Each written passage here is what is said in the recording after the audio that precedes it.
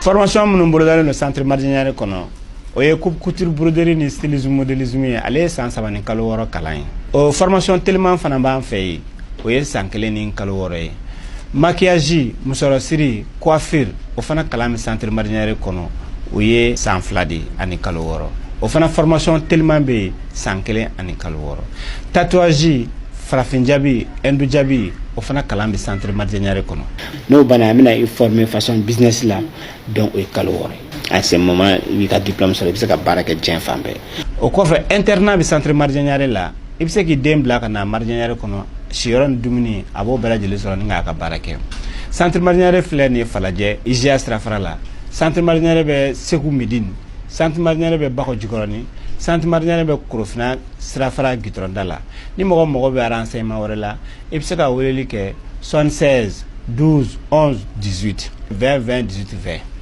ou bien i bɛ weleli kɛ 76 22 01 04 bi araba ye utukalo kile 20 san 2025 aw minnu sɔgɔlen bɛ aw ka jabaranso mandi la an ka foli b'aw bɛɛ lajɛlen ka kɛɲɛ n'aw ka wagatiw cogoya ye an b'aw ladɔnnaya ko nin ye aw ka kunnafoni wagati selen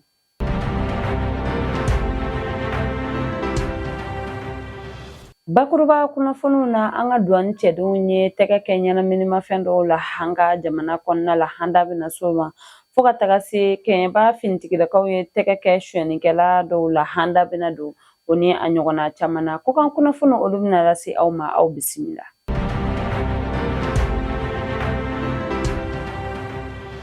utukalo tile 16 san 2025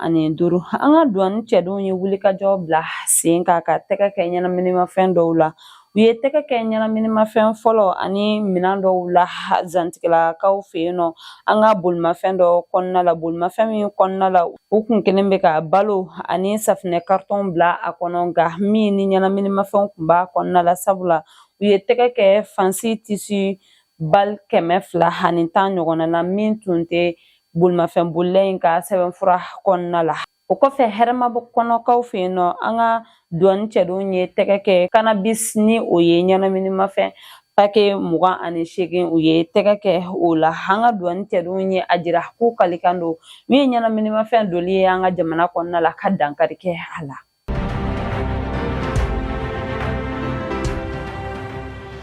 utukalo tile 7 na tile 8 san 2025 an ka finitigilaka minnu bɛ kɛɲɛbakaw fɛ yen nɔ ni o commissaire divisionnaire ye Mustafa Kante ni a dankan Maju Sise n'u ka cɛdenw ye wulikajɔ bila sen kan kabini san 2024 desanburu kalo la ka sɛgɛsɛgɛli boloda yaasa ka tɛgɛ kɛ ni maa kofɔlen ninnu na u ye tɛgɛ kɛ ni maa 8 ninnu na ala ni telefɔni dɔ de suyɛnni sababu la u ye min sɔrɔ maa kelen bolo ni o tun ye u ka min ɲɛma dɔ ka telefɔni ye tɛgɛ kɛlen kɔfɛ o maa kelen na o ye a tɔw bɛɛ lajɛlen jira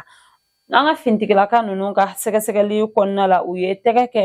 moto 5 fo ka taga se kɔnɔfaga marifa 1 ani min ye hashish kilogramme 3 ani min ye tramadol comprimé 148 ani telefɔni 16 u ye tɛgɛ kɛ ni bɛɛ lajɛlen la ni maa ninnu bolo wa fana jirala ko siga kelen bɛ u la ko ni maa ninnu tun bɛ waleya jugu ta ka ɲɛsin an ka taamadenw ma minnu tun bɛ bɔ ban Maliba kɔnɔ ka taa Senegal kɔnɔna la ni wagati in na ni maa 8 bɛ an ka kiiritigɛlamɔgɔw ka bolo kan yaasa ka u ka kiiri tigɛ cogoya min na wa kɛɲɛba finitigilakaw y'a jira k'u bɛ welewelemada kɛ ka ɲɛsin u ka dugudenw n'u nɔkandugu bɛɛ lajɛlen ma k'u ka dɛmɛ d'u ma yaasa u bɛ se ka dankari kɛ maa jugu ka waleya jugu la kɛɲɛba ni a kɛrɛfɛ sigidaw bɛɛ lajɛlen na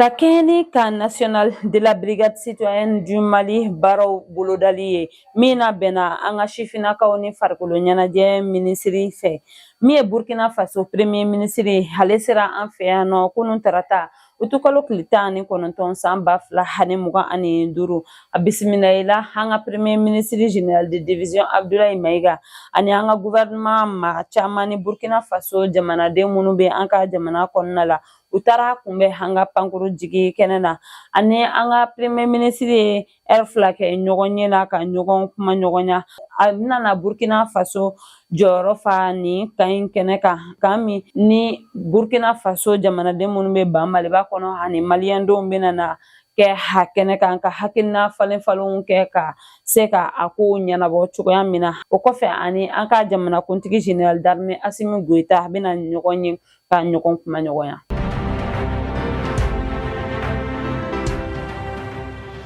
Projet Reverdir Bamako Kati Kalabankɔrɔ baaraw daminɛna utukalo tile 16 san 2025 Kati farada kɔnɔna la. Nin ye projet min bɛnna ONG Herinagem ni o ye réseau malien des associations de jeunes maaw de fɛ yaasa ka se ka yiriw turu jamana in fantan ani 4 bɛɛ lajɛlen na yaasa an bɛ se ka kisi wagati yɛlɛma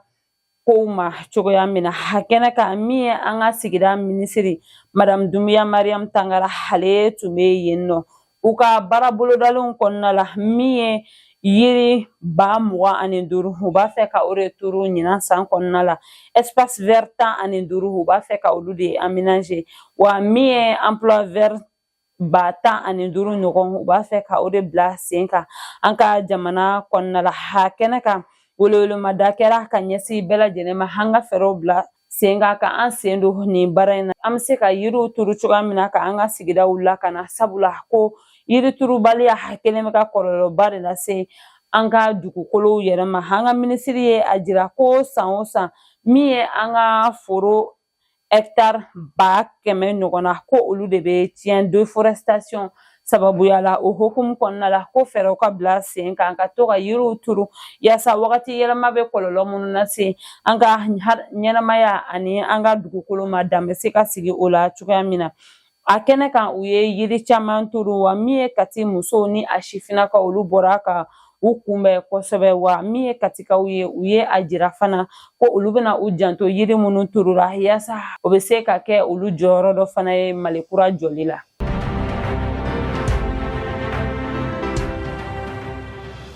Yaasa ka JACID ka o kɛlɛ ka bɔ an ka jamana kɔnɔna la ni o ye fɛn ye min bɛ degun lase an ka kɔɔri baarakɛlaw ma ni o bɛ se ka kɔlɔlɔ lase u ka kɔɔriw ma CMDT ɲɛmaayaso ye fɛɛrɛ bila sen kan ka min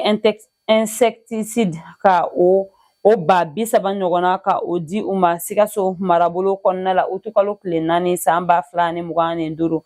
o kɔfɛ u ye a litiri 10 ɲɔgɔnna o di Buguni Kita ani yɔrɔ wɛrɛw ma kɔɔri bɛ sɛnɛ yɔrɔ minnu na yaasa u bɛ se ka u ka kɔɔri sɛnɛ hɛrɛ ni baden kɔnɔna la k'a sɔrɔ nin bagan in ma se ka u ka kɔɔri ye tiɲɛ CMDT ye a jira k'u bɛna fɛɛrɛw bɛɛ lajɛlen bila sen kan ka dɛmɛ lase an ka kɔɔri sɛnɛbagaw ma yaasa min ye an ka sɔrɔ ye o bɛ se ka yiriwa cogoya min na sabula min ye kɔɔri ye a jirala ko a nafa ka bon jamana ka sɔrɔ yiriwa ma wa min ye Kulumege Danbele ni ale ye CMDT ɲɛmaa ye ale de ye nin dɛmɛ ta ka ɲɛsin an ka kɔɔri sɛnɛbagaw ma yaasa min ye ɲina campagne agricole ye ani san wɛrɛ ta o baaraw bɛ se ka nɔgɔya cogoya min na an ka kɔɔri sɛnɛbagaw bolo ko u bɛna fɛɛrɛw bɛɛ lajɛlen bila sen kan ka dɛmɛ lase u ma teliya la yaasa u bɛ se k'u ka kɔɔri baara kɛ hɛrɛ ani baden kɔnɔna la.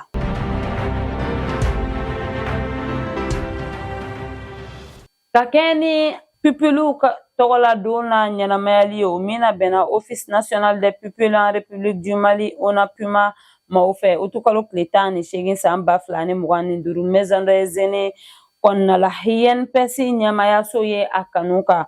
bourse d'études 5 ka o di ni sifinnaka ninnu ma yaasa u bɛ se ka kalan ɲuman sɔrɔ cogoya min na ka kɛ siniɲɛsigi ɲuman ye faso ye ka nafa ɲɛ u yɛrɛ ye ani u ka sigida ye a kɛnɛ kan min ye Usumani Karim Kulibali ni ale ye INPS ɲɛmaa ye ale ye a jira ko an bɛ wagati min na ko bibi in na kalan o nafa ka bon kosɛbɛ wa ko sifinnaka bɛɛ lajɛlen ka jɔrɔna ko ba de ye ka kalan ɲuman sɔrɔ ko hukumu de kɔnɔna la olu ye nin bourse d'études ta ka o di ni sifinnaka ninnu ma yaasa u bɛ se ka kalan ɲuman sɔrɔ ka kɛ ka nafa lase jamana ma don n'a nataw la cogoya min na u ma dan o dɔrɔn ma u ye dɛmɛ wɛrɛw ta ka ɲɛsin ni sifinnakaw ma ni o dɔ ye tablette o dira maaw ma minnu ye kalanba kɛ minnu ye jɔyɔrɔ fɔlɔw sɔrɔ u ka kalansow la ani fana min ye banw ye fo ka taga se dɛmɛ wɛrɛw o dira nin sifinnaka ninnu ma. An ka sigida minisiri Mariam Tangara fɛ fo ka taga se an ka farikolo ɲɛnajɛ Colonel Hassan Bajalo Ture olu fɛnɛ tun bɛ a kɛnɛ kan, olu fɛnɛ dɛmɛ lase nin sifinnaka ninnu ma yaasa se ka nafa ɲɛ don n'a nataw la jamana ye cogoya min na.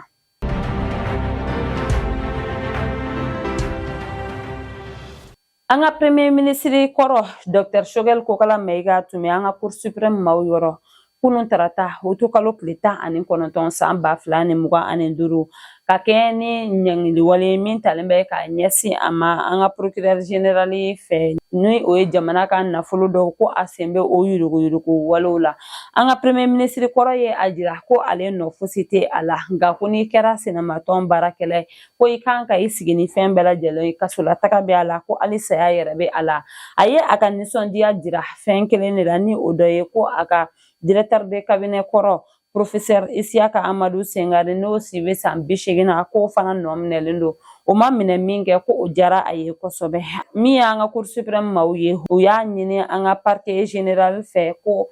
fɛɛrɛ ka bila sen kan ka sɛgɛsɛgɛliw boloda ka ɲɛsin jamana ka nafolo minnu yurugu la ko sɛgɛsɛgɛliw ka bila sen kan. Premier ministre ka bureau ka baarakɛlenw a ye min daminɛ san 2021 ka taa bila san 2024 kɛrɛnkɛrɛnnenya la bolodi ɲɔgɔnma min tɛmɛna u ni AGTR maaw ni ɲɔgɔn cɛ yaasa a ko bɛ se ka ɲɛdɔn cogoya min na.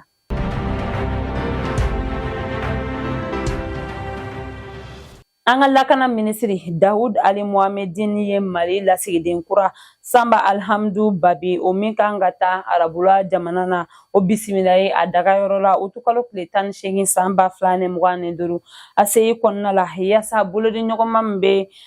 Arabula jamana ani Bamaliba ni ɲɔgɔn cɛ ka se ka ɲɛfɔli kɛ a la ani u bɛ se ka fɛɛrɛ kura minnu bila sen kan yaasa o ko bɛ se ka banba cogoya min na u ye u da don o la ka ɲɛfɔli kɛ o la yanni a tagali cɛ.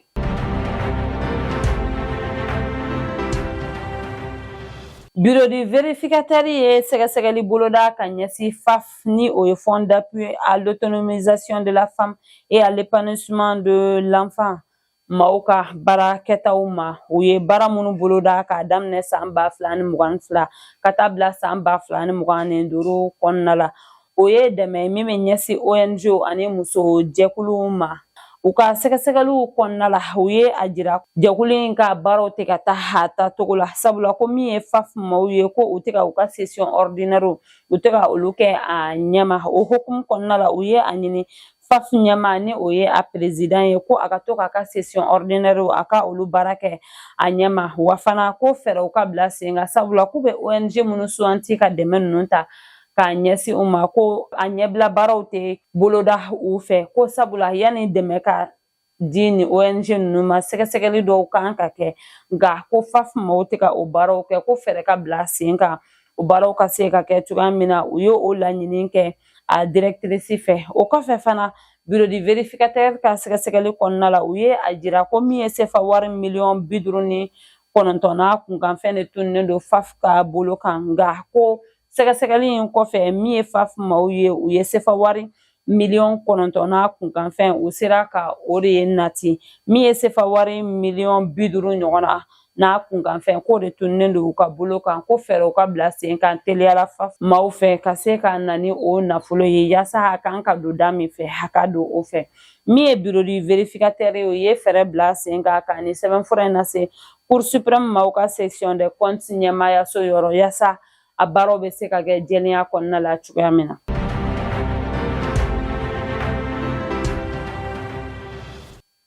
O b'an ta an ka kɔkan kunnafoniw na ka kɛɲɛ ni an ka ministre des affaires étrangères et de la coopération ka taama ye a ye min boloda Arabula jamana kɔnɔna la Otukalo tile 18 san 2025 ani a ka délégation u ye fɛɛrɛ bila sen kan u ni Arabula jamana ɲɛmaaw ye bolonɔbila kɛ sɛbɛnfuraw la min bɛ boli accord 11 ɲɔgɔnna kan ni o bɛna ɲɛsin lakana baara fo ka taga se sɛnɛ ani kuranko baaraw ma. U ka ɲɔgɔn ye kɔnɔna la u kumana fɛn caman de kan kɛrɛnkɛrɛnnenya la min y'an ka dugu jukɔrɔ nafolow ye ka fɛɛrɛw bila sen kan ka o la baara jamana in fila bɛɛ lajɛlen bɛ se ka a tɔnɔmabɔ cogoya min na. Min ye taamako ani agro industrie u kumana nin bɛɛ lajɛlen kan nka min ye arabula jamana ɲɛmaaw ye u ye a jira ko a bɛ wagati caman bɔ min ye u ka jamana ye u bɛ ka an ka jamana dɛmɛ kuranko la ko u bɛna fɛɛrɛw bɛɛ lajɛlen bila sen kan yaasa o baara o bɛ se ka taga ɲɛfɛ cogoya min na yanni lajɛrɛ cɛ min kan ka boli Dakar ji kan san 2026 kɔnɔna la.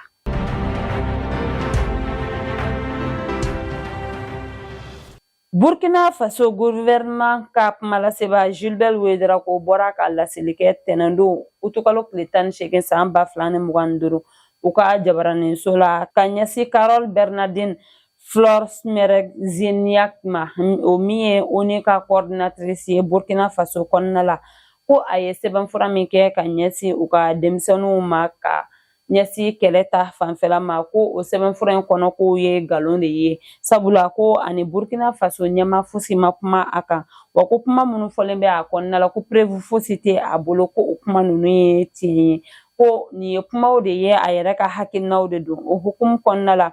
u ye a ɲini ONU fɛ ko u ka nin coordinatrice u t'a fɛ a ka to u ka jamana kan bilen ko u bɛ a ɲini a fɛ a ka bɔ u ka jamana kan sabula ko a bɛ ka kuma minnu fɔ kuma ninnu sigilen tɛ tiɲɛ kan wa fɛnɛ ko u ni a tɛ se ka baara kɛ ɲɔgɔn fɛ tugun.